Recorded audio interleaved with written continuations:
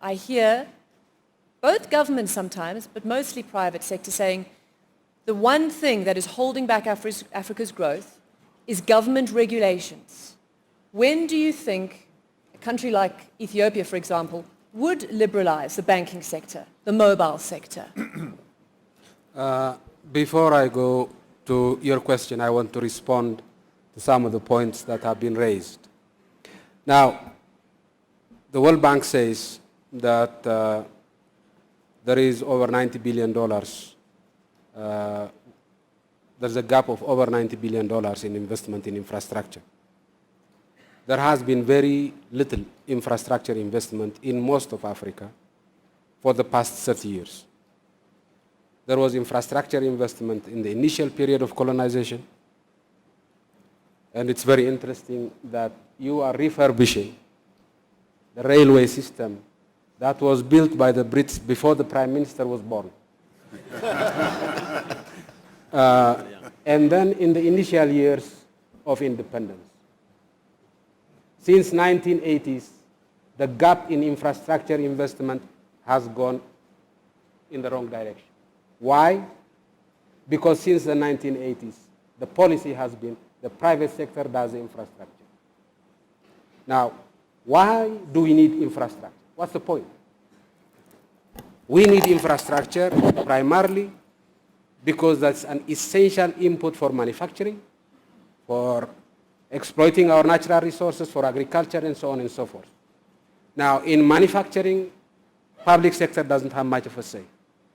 In agriculture, the public sector does not have much of a say. In mining, same thing. So enabling the private sector through public investment in infrastructure is not something that Africa is going to discover. If it tries to, it will simply be reinventing the wheel. That's what happened everywhere else. Second point I want to make. When I say much of infrastructure investment in Africa, not all, but much, will have to be public,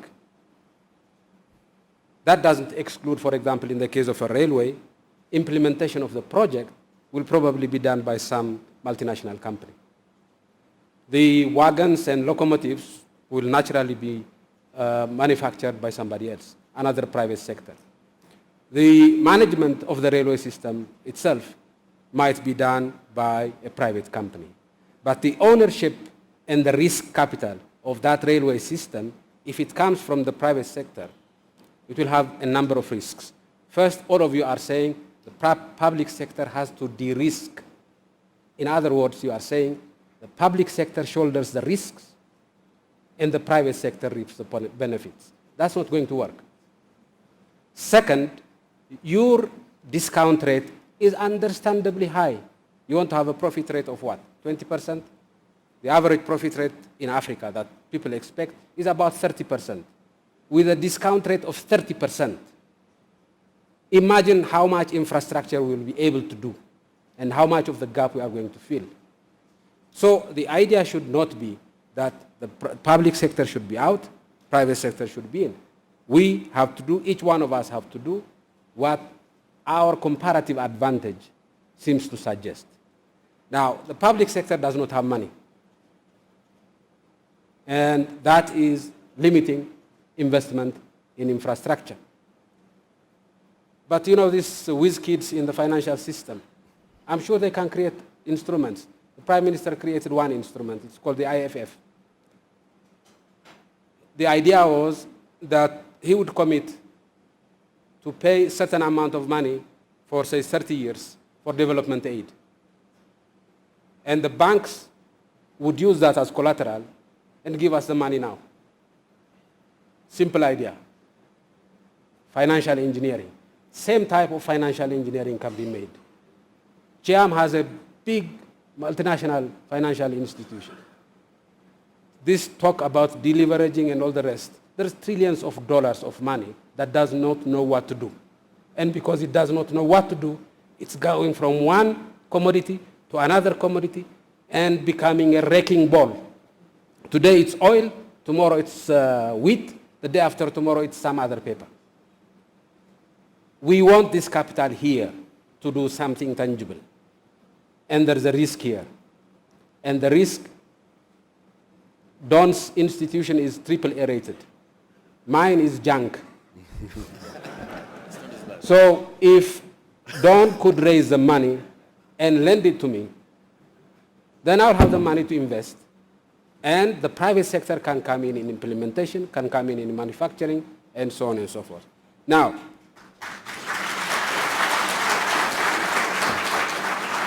two issues you raised, telecommunications and finance. We have not liberalized the financial sector in the sense that we have not allowed foreign banks to operate in Ethiopia. Why?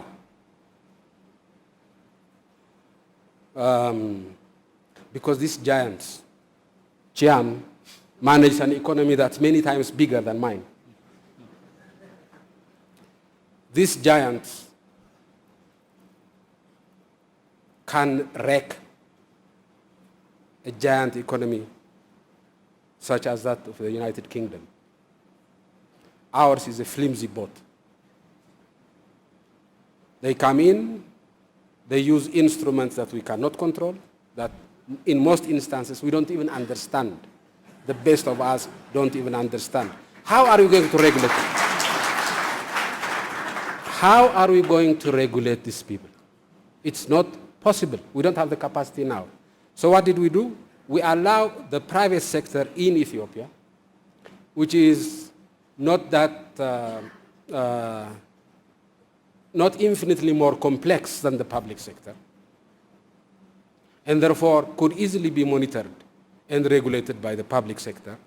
We allow the private banks to operate here, so we have more than 10 private banks here, but not foreign banks. Is this going to be the permanent feature? No. As we grow, as we develop, and as we become more sophisticated in our regulatory capacity, of course we'll liberalize, but not now. And we have lost nothing because of this policy. Telecommunications.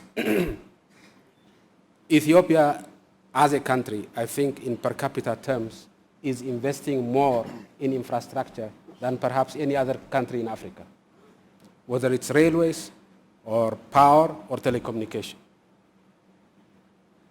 We're doing it by borrowing from banks that are not that good at speculation, mostly Chinese banks.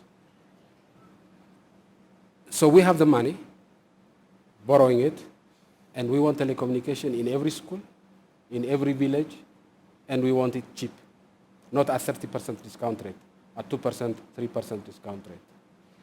That is why we have not yet opened up the telecommunication sector to private investment. Is that going to be the permanent future? No.